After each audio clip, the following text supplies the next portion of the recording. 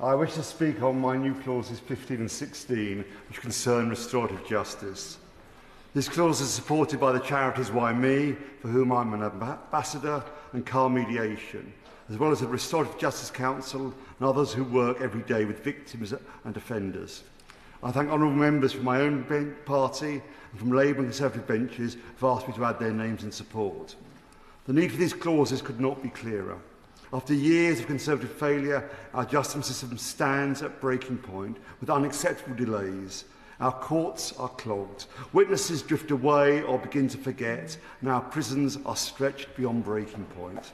The Tories have left us with a legacy of neglect, and the people who suffer most are the victims, whose voices are too frequently ignored. We must do more to put the victim at the heart of the criminal justice process, rather than simply as one of the pieces of evidence to be heard in court.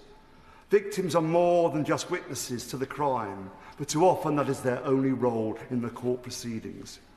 Increasingly, when we talk about justice for victims, the debate collapses into retributive justice, as if all victims want is to lock the door and throw away the key.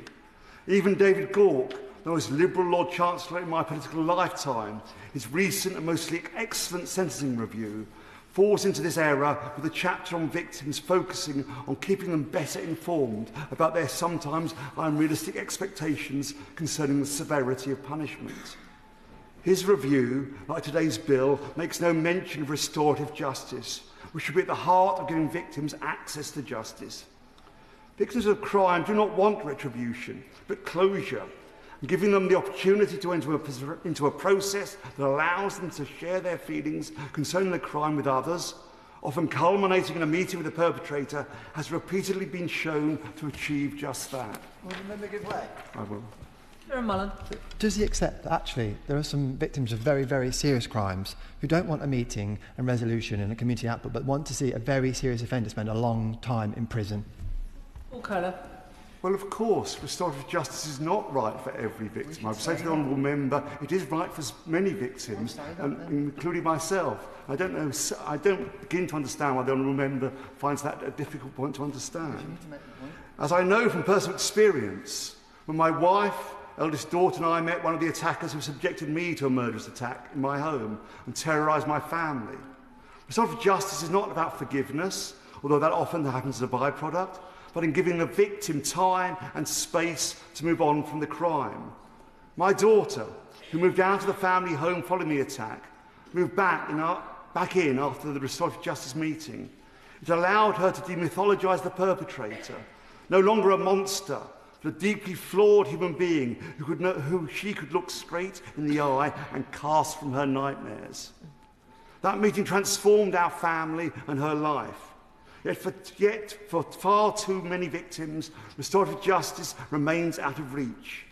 Sadly, only 1 in 20 adult victims with a known offender are routinely told about it. That's why new Clause 14 is so crucial, as it will create a statutory right to a meaningful referral to restorative justice services.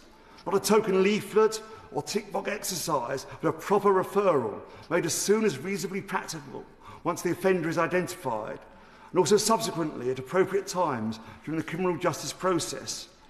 Participation, I would emphasise again, would always remain voluntary, of course, but every victim would have the right to be informed, supported to decide for themselves. What is wrong with that?